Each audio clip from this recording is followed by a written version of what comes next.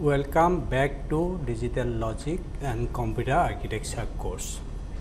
Today we are going to discuss about the computer architecture part, and we are going to look into the fundamentals of computers. Okay. So just first question I am putting, why do we use computers? So I think most of you will say that to play games, to watch movie, etc. Yes, you are right, but along with that we used to do many computational work. Okay, so initially that concept of computers came into picture to help us to do some computational work. Secondly, again we are using these computers just if the work is repetitive in nature. If same type of work we have to do for several times for several scenario, in that particular case we use computers. So for a simple example, all of you might have studied in CBSE, done your class 10 and 12. After that what you do? When result declares, generally you are going to get the mark sheet or the results of your exams. So basically what will happen, say if you are appearing in class 10 exams, we are having 5 subjects, so you are getting score of those particular 5 subjects, and eventually you have to add up all those particular 5 marks to get it the total marks. This is for a particular student, and we have to do the same thing for all the students, and currently maybe the number of enrollment in CBSE class 10 exam is around 20 lakhs. So for 20 lakh students we have to do the same job. In earlier days it was done by people, but nowadays we are using computers to evaluate the result or do such type of repetitive works. Okay. Now for several purposes we are using computers, and now you know that without computers it is difficult to do many of a job. Okay. So now we are going to see how computer works. Okay. That means we are going to see how we are modeling a computers and basically how it works and what it does. Basically already you said that whatever we are doing, we are just doing the same thing with the help of computers also. Now to all those things now we have to design a computers. So for that first we are going to look into the model of a computers, and later on we are going to discuss about the issues related to the designing of a computer. So this is the one type of model that we can say we are having some input devices or some input facilities provision.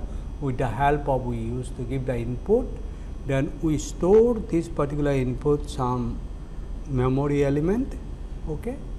After that, depending on our requirement, we are going to perform some operation on those particular input data, and the control unit is going to control this or synchronize all this work, and this is one component called ALU, which is nothing but arithmetic and logic unit. Okay. With the help of ALU we can perform some arithmetic operation and perform some logic operation. So already we have discussed about arithmetic operation like addition, subtraction, and along with that we may have multiplication and division also. Like logic operation, you know, AND, OR, XOR. So these are the logic operations. So we are going to perform those particular operation on the input data, and finally whatever result we are going to get, we are going to again keep it in memory. Then with the help of some output devices we are going to give these things to the output or to the users. So now say everybody is working computer. Now here you can say that my keyboard is an input device and this monitor is on my output device. So whatever I press in the keyboard, it is going to display in this particular monitor. So these things is basically termed as our CPU, central processing unit. Okay. So this is a one kind of model, and generally what will happen, so this model again you can correlate to our human brain. We are having some input organs like hands, nose, eyes, ears, like that. And whenever we are going to get those particular things, we are going to access some information with those particular sensory organ, then information is transferred and we are going to keep it in our memory that we have in the brain. Now, we have to process those particular information, and depending on that our control unit is going to control some other organs, so that we can carry out those work. Like that, if we have seen something, and depending on that, say if we have to move slightly, then what will happen? Our brain will give the signals to my legs and we are going to move away from this particular place. So, basically we are having some input organs, we are going to have some organs to which are going to give the effect of our outputs, and all those things will be processed in our brain. So, this is input, output, and CPU basically may be correlated to our brain part of a human being. So, now to do these things, to perform a works, basically what we have to do, and you know that basically you said that you are going to write a computer programs. So, what is a computer programs? This is nothing but a set of instruction, and those set of instruction will be executed in a particular sequence.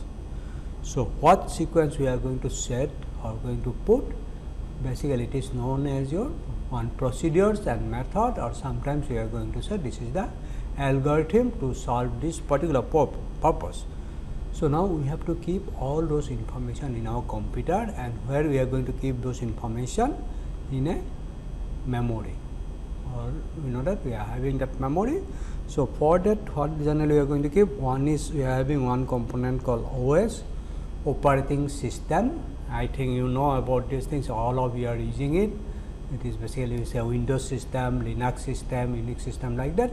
But in this course generally we are not going to talk anything about operating system. Operating system helps us to manage the computers. Okay.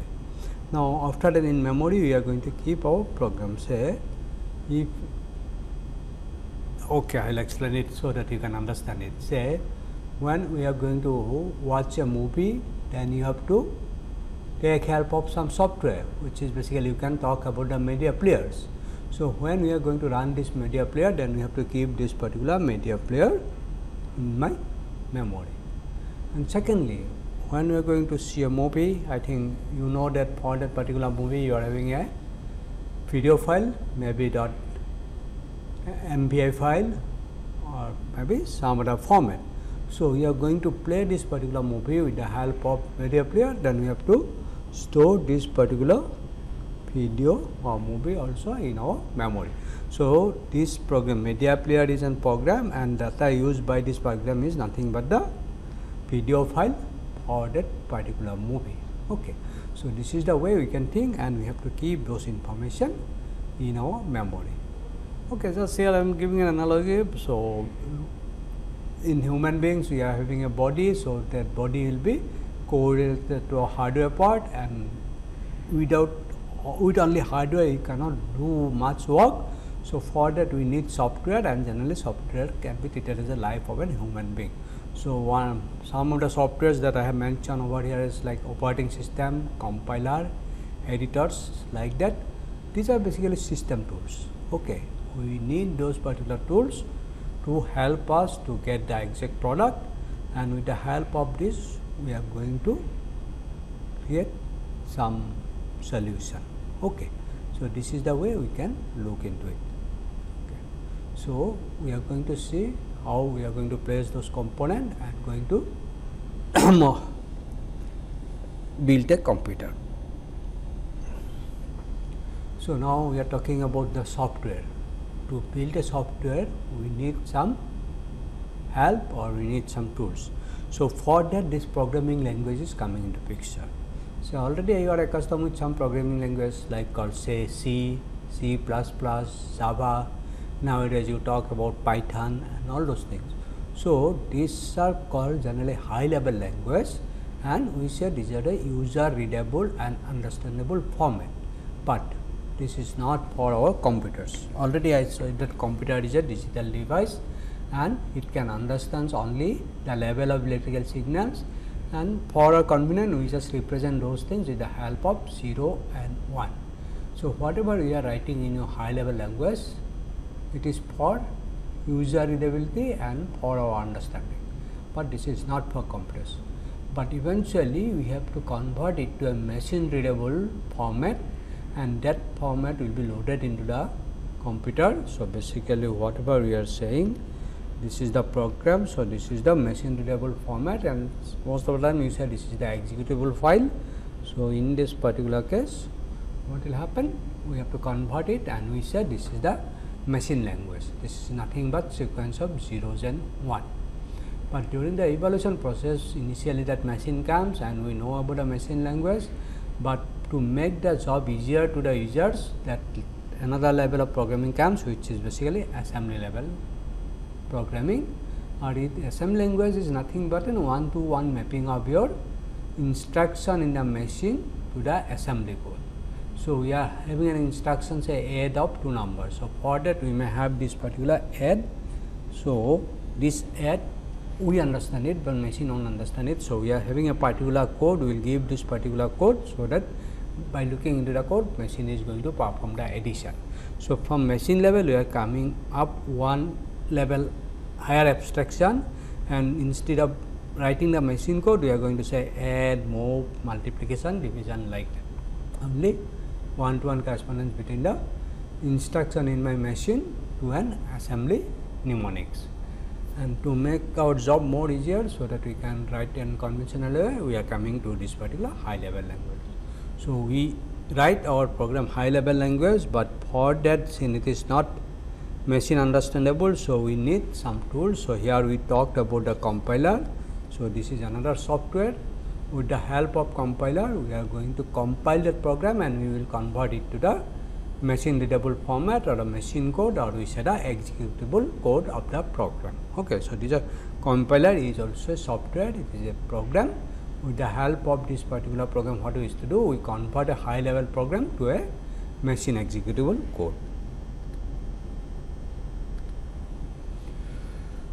Now, the model, already I said about it. Now, the basic model that we are going to talk about is von Neumann model, or it is von Neumann stored program principle. Okay. It was proposed by von Neumann and it works on the stored program principle. So, already we said that in a model we are having memory. So, we have to store the information on the program in the memory, and our computer or the processor is going to take the information from memory, and according to the instruction, or we are going to, our control unit is going to perform the job, so that we can execute this particular instruction. So, it is basically in this principle, von Neumann principle, it based on your stored program concept. So, we have to store the program in some unit, and we say main memory storing programs and data. So, we are having a main memory, that main memory is going to store program as well as data. ALU operating on binary data. After that, we are having ALU, arithmetic and logic unit. So, it is going to perform operation on binary data. Control unit interpreting instruction from memory and executing. So, generally what will happen when we are going to execute it, control unit is going to bring, control unit is basically going to perform the job in such a way that we are going to bring it from the memory to the processor and interpret it, what is the meaning of this particular instruction, and accordingly it is going to perform the job, or we say going to execute it. Input and output equipments operated by control unit. So, when we are going to take input, when we are going to give it to the output, all those things will be controlled by our control unit. So, this is the model proposed by von Neumann, and where he does his work, it is in your Princeton University, and we say this is Princeton Institute for Advanced Studies. So, this is model is known as your IAS, Institute for Advanced Studies in Princeton Institute. Okay. And this is this model is completed in year 1952. So, this is a model coming up for a computer, and we design our computer with the help of this particular model, and it was proposed somewhere in 1950s. But now also, if today also you talk about some high performance computer, maybe parallel computer, multi-core computer, quad core, okay, whatever computers you named, all computers works on this particular principle only, principle of stored program concept, and we said this is von Neumann principle of stored program concept. So, this is the principle that we use. So, if we look into that principle and how the structure will look like, we will find that this is the structure. So, this is the model that we are going to work. So, this is the central processing unit, we are having the control unit and the ALU, arithmetic and logic unit, where we are going to perform some arithmetic operation and logic operation, and whole control will be done by this control unit. And since it works on stored program principle, so we need some devices where we are going to store our information. Information means program as well as data required for this particular program. For that we have this particular main memory. And so here you just see, if I am having some information in main memory and I am having a central processing unit, we can always treat this part as a closed system, and we can look for the design issues, or we can look for the how computer works by concentrating on this particular setup only. So, you can think this is a closed system. I have stored my program over here. I have already stored all the data required for this particular program to execute. Then this central processing unit is going to interact with this particular main memory, and it is going to do the job, okay, according to our software or according to our program. Now, question arises, how we are going to get the information in this particular main memory. Once it performs the job, it has to give us the result. How we are going to get the result? So, for that we have this particular I/O equipment, input output equipment. So, with the help of input equipment, we are going to give the inputs. That means we are going to give our information to and going to store it in the memory. Once we store it in the memory and CPU is going to execute some program on those particular data, it is going to get the result. That maybe you can think that result will also again stored in memory. So, it is a closed system. So, whatever result we have got, now we have to give it to the users. Then through output device we are going to give it to the users, maybe through monitors or maybe through printers, like that we can give this information to the users with the help of output device. So, this is the structure of our von Neumann machine. All right. So, now we are in this particular course, we are going to look into all the issues how we are going to build such type of system. So, now we talked about the computers. Now, computer can be viewed in two different ways. One is a structural view and second one is functional view. In case of functional views, we are going to see what are the function or what are the operation that we can perform or we can carry out in a computer. And in case of structural view, we are going to see the way in which components relates to each other, or how we are going to connect the components to each other, so that it is going to work as an integrated system and going to give us the result, okay, result, or it is going to solve our purpose. So, computer can be viewed in two different angles. One is your structural view and second one is your functional view. First, we are going to see about the functional view. So, what are the functions that we can carry out in a computer? So, how big your computer is, how powerful it is, but the function or the operation that we can perform in any powerful computer can be categorized into this particular four different categories. So, first one is your data processing, second one is your data storage, third one is your data movement, and fourth one is some control. Okay. So, whatever operation you are going to perform, or secondly, to perform an operation we need an instruction in that particular computer or in that machine. So, whatever operation, whatever instruction that we have in a computer, those instructions can be categorized into four categories only, and these are the 4 categories of instruction that we have in our computer. So now first one we just see the functional view, how we can say. So here we can say one component and we say this is the control mechanism. So responsibility of the control mechanism is to do the controlling of the entire system. It will, depending on our requirement, it is going to generate the appropriate signals at that particular point, so that we can carry out that particular operation. And to do our job, we are having one component called say data storage. Already we said that it works on stored program principle. So we have to store our information in some element which is a storage element. So we are having storage facility. To carry out some operation, we need to have some function, we need to have some operation. So this is basically we are just indicating here as a data processing facility. So what are the facilities we are having, and these are basically data movement apparatus. Okay, already I said that we have to get the data from the external world, process it and give it to the user. So we are having this data movement apparatus also. So it is connected to my source and destination of data. So this is the operating environment, and now by looking into this operating environment, we are going to see what are the different operations that we can perform in a computer. So first one is data movement. So in this particular case, this data movement component is connected to the source and destination. So it will come from an input device and going to give an output device. Like that's all, you are always using it. When you type something in your keyboard, automatically it appears in the display. So this is a kind of data movement that we are transferring information from input device keyboard to the monitor. So this is the data movement operator. We are moving data from one point to the other point.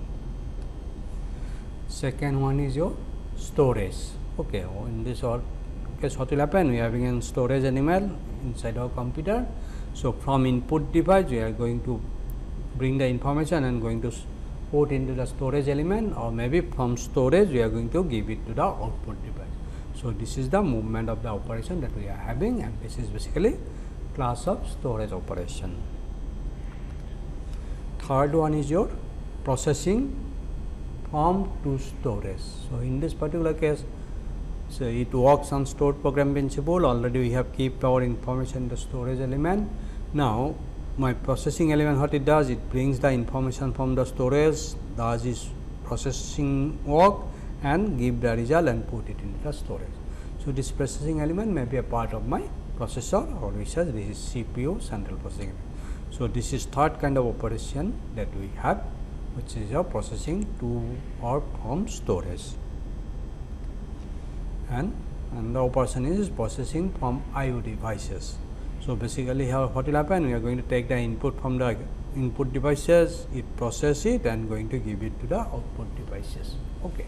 So we are not storing the result or input data in my storage. It may straight well take it from my process input devices, do it and give the result to the user. So this is, we are having such type of operation also, or such type of instruction also to carry out this particular operation. Okay.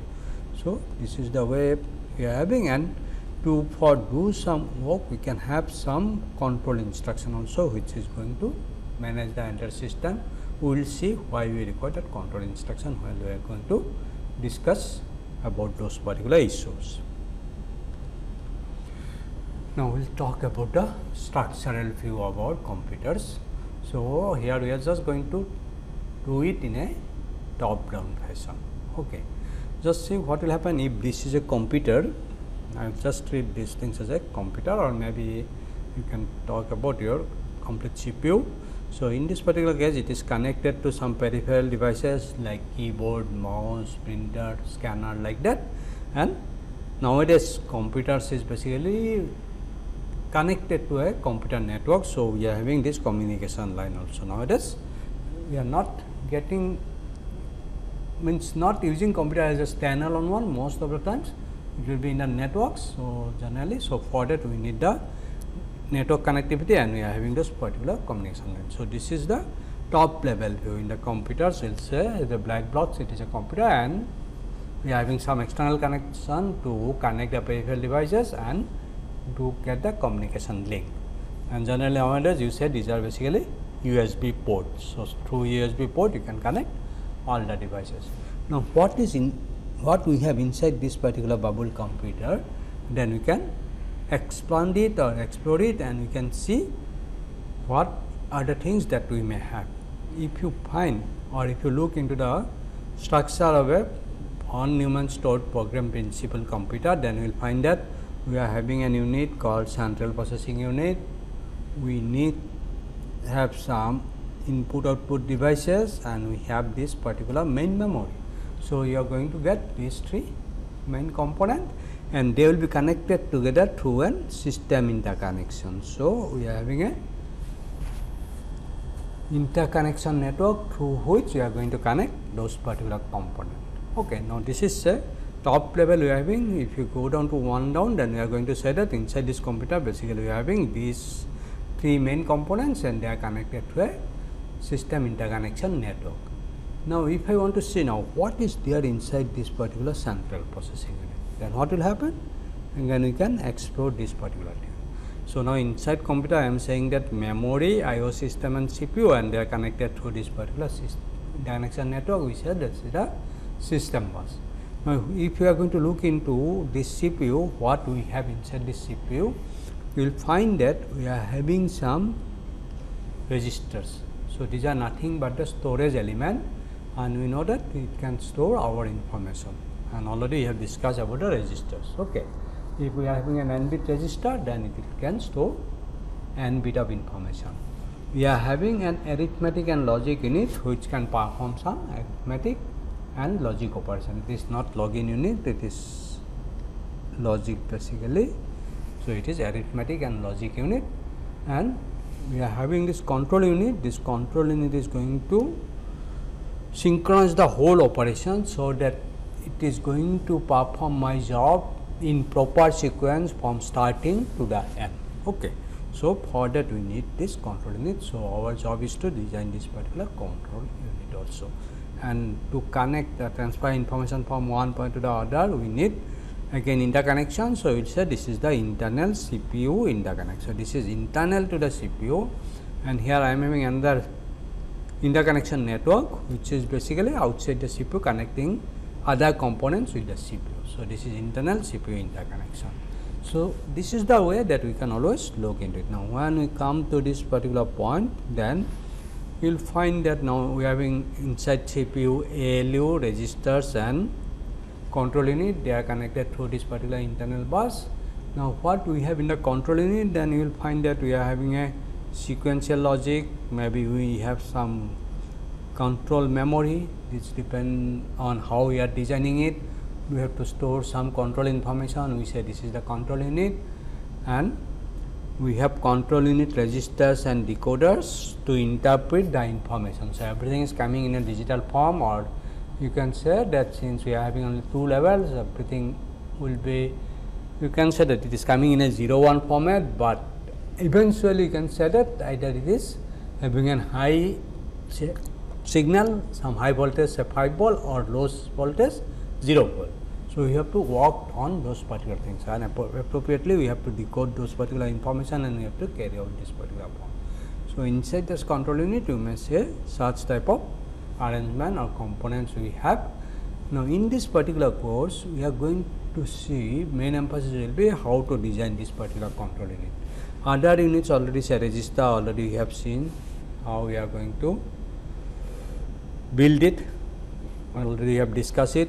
If I talk about the ALU, this is nothing but integration of some operations. Say already we have discussed about adder, we have discussed about subtractor, that adder can be used to subtract also if we are representing this to its complement form, like that we may have addition, multiplication. So, these are the 4 different operations.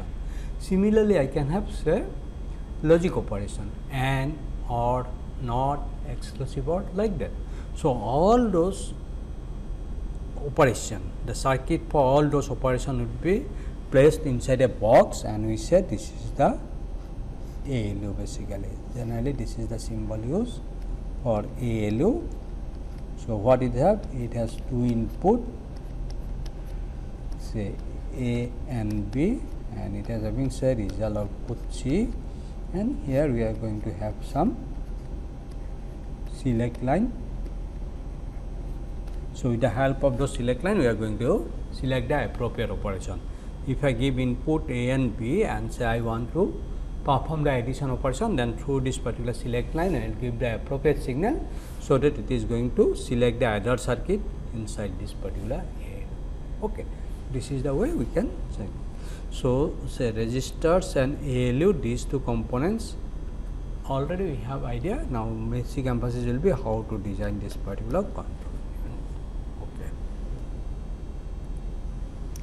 So after going through it, looking for functional view and your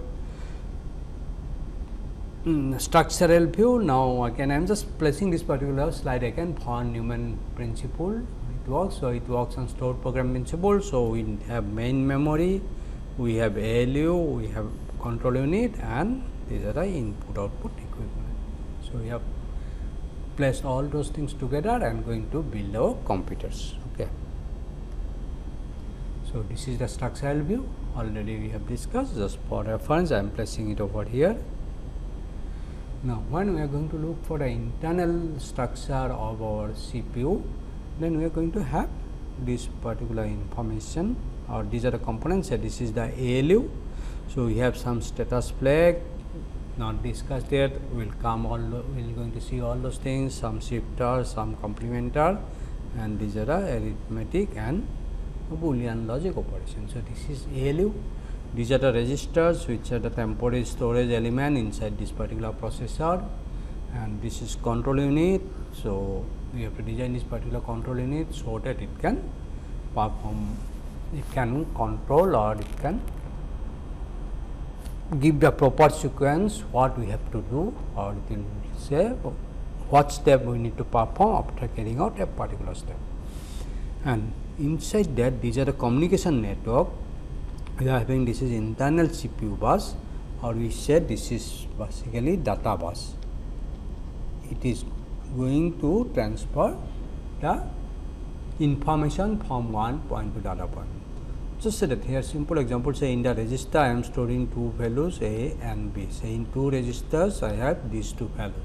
Now I want to perform add these two numbers, then what will happen? Somehow I have to transfer this A and B to this particular ALU. It will perform the operation, addition operation, and result will be transferred through this particular internal data bus to say some register C. So basically if I am going to perform A plus B, where A, B, C are three registers, then operation will go like that. First transfer the A and B to this particular ALU and perform the operation, then transfer it back to the disk.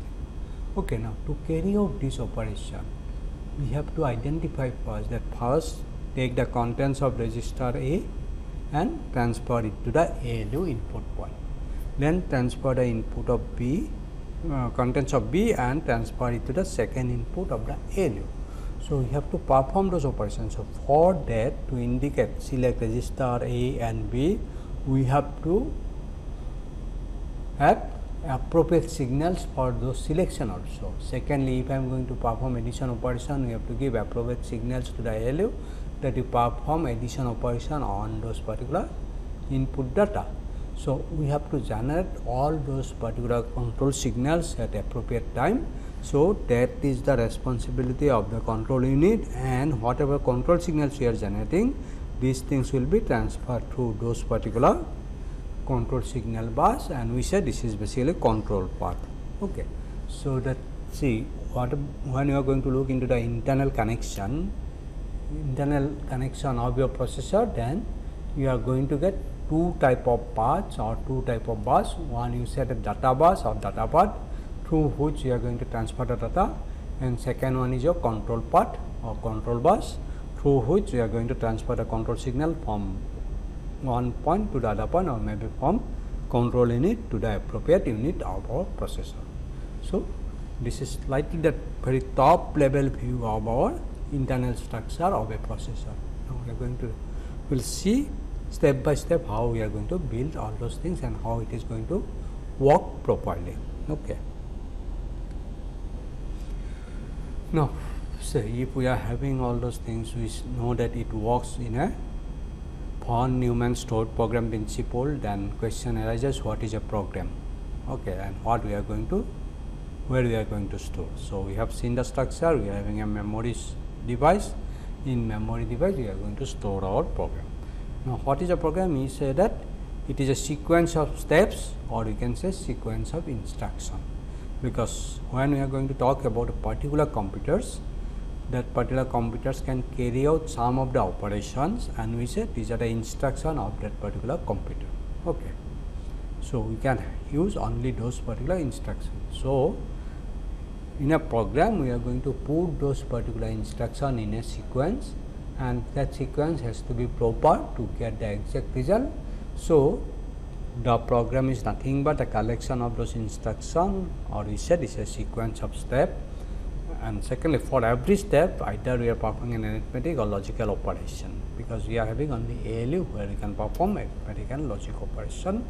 But in that case, we may have some data transfer also, which can be also carried out through ALU or directly transfer also. We will see all those issues. And for each operation, now already I mentioned that a different set of control signals is needed. Okay. So we will come to those particular points again, but you see that if we are going to execute a particular instruction, then first case it may happen that that instruction cannot be done in one go or one step. Again, we may need several steps. Sometimes we say this is the micro step of this particular instruction. When we are going to take an instruction or a micro step or micro instruction, to carry out this particular micro step, we need a set of control signals, and that will be different for different control micro operation. Okay. So control unit is going to generate those particular signals. So these are things required when we are going to execute a program. So program is nothing but a sequence of instruction, and we are going to perform those steps in that particular given sequence. So when we are going to execute an instruction, we say this is a execution cycle or instruction cycle. In broad sense, we can say that this instruction cycle is have two steps. I am saying that program is nothing but sequence of instruction or steps. Again, when I am coming down to a particular instruction, we will see that that instruction has having two basic steps. One is your fetch and one is your execute. So how computer works? It works on von Neumann stored program principle. So first of all, we have to get the information from storage device, here it is memory, to the processor. Okay. So this is basically fetch. What it does in fetch? We are having that memory element. Okay. From memory, you are bringing it to the processor. So we say this is the fetching of the instruction. We fetch it. Then what will happen once we get these things inside the processor? So this is the processor. So it is connected to the memory. First we are going to get it from the memory to the processor. Then when we are going to get it, mainly we can store some registers in some registers. Okay. So this is the fetch.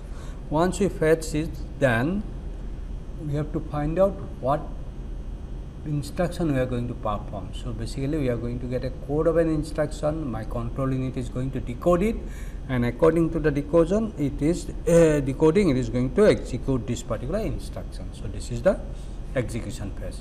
So once we complete one instruction, then again it will go back and going to fetch the next instruction.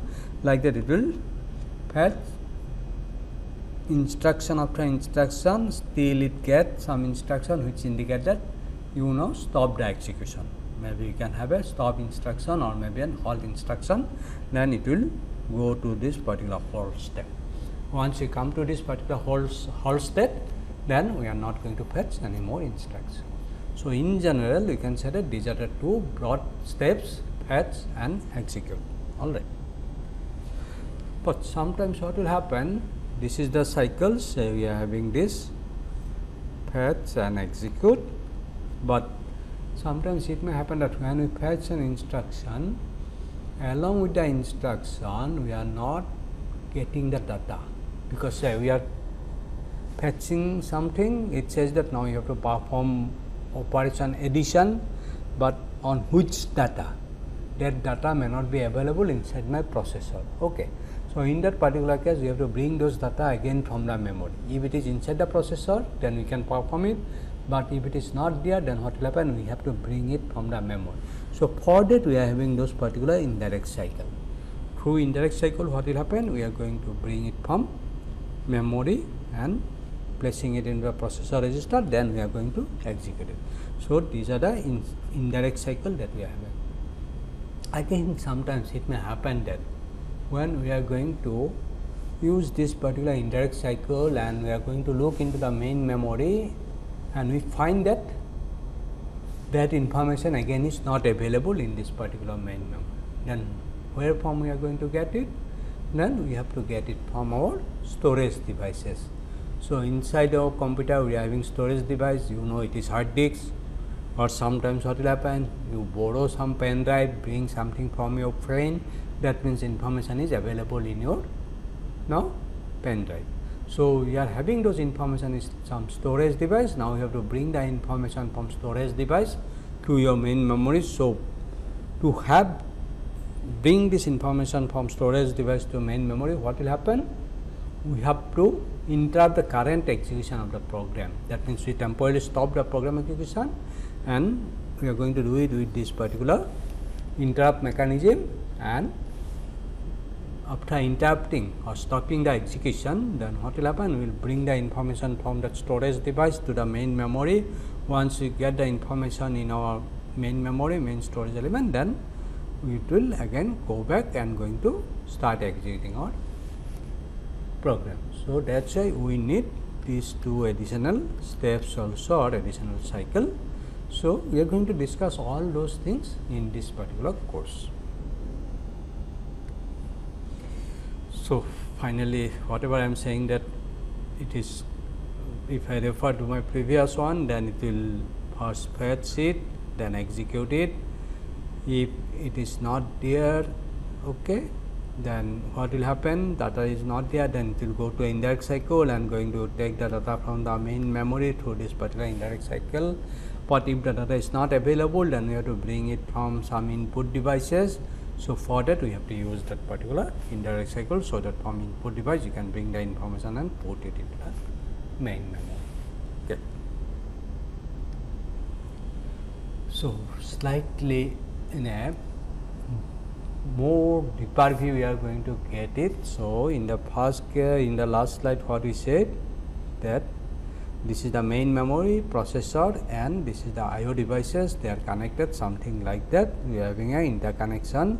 So, we said this is the three component, this is the processor, it works on von Neumann stored program principle. So, we are having this particular main memory. Okay. Then in main memory, in some part we are going to store our program. We said these are the instruction. To execute this instruction we need data. So, these are the data. Okay. And this main memory will be connected to the processor through this particular system bus. Okay. Secondly, how we are going to get information in this particular main memory? Through input output devices. So, input output devices will be connected to this processor through system bus with the help of IO module, input output module. That input output module is going to control this particular input devices. Okay. Now, to bring this information, and we have to keep inside this processor. So, we are having some storage element inside the processor, and these are some storage element, or these are nothing but registers that we are having. We have to use those particular registers, or this register is going to help us to manage the flow of information or the synchronize the entire operation. So, these are basically, one is your PC, it is known as your program counter, we will again discuss it. Second one is IR, instruction register, MAR, memory address register, MBR, memory buffer register, or in some cases you are going to get IOAR, input output address register, or IOPR, input output buffer register. Okay. So, but in some cases that MAR and MBR is also going to perform the job for input output devices. So, these are the 6 registers that we have inside processor, or maybe we may have only these 4 registers also. Those registers are used to perform some specific job. Okay. So, that is why we say these are the special purpose register. Okay. We will discuss next class. Again I will bring this particular slide and we are going to discuss about this particular issue. So, this is now we are going to say that this is the CPU, ALU, and this is the system bus. Now, what we have in the system bus, it is having 3 components. One is your control bus, data bus, and address bus. Now, this what is address, data bus, and control bus, all those things we have to see, and accordingly we are going to perform those, or going to see what is the purpose of these 3 bus, and combining these 3 bus is known as your system bus. Now, what is a bus? Now, I think we talk about the bus. If you see, bus is nothing but the communication channel or communication wire.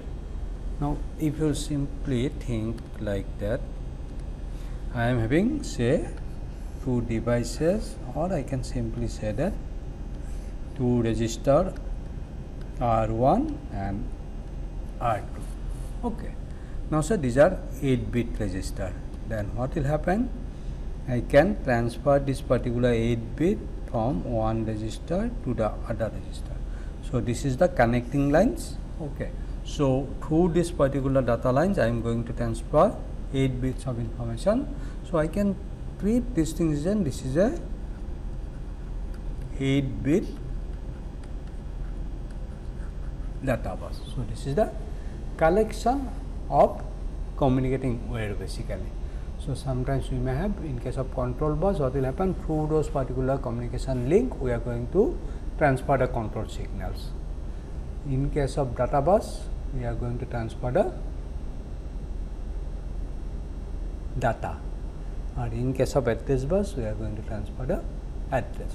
Now, we will see what is data, address, and all this, and already I think we might have discussed while we talk about the digital system. Okay.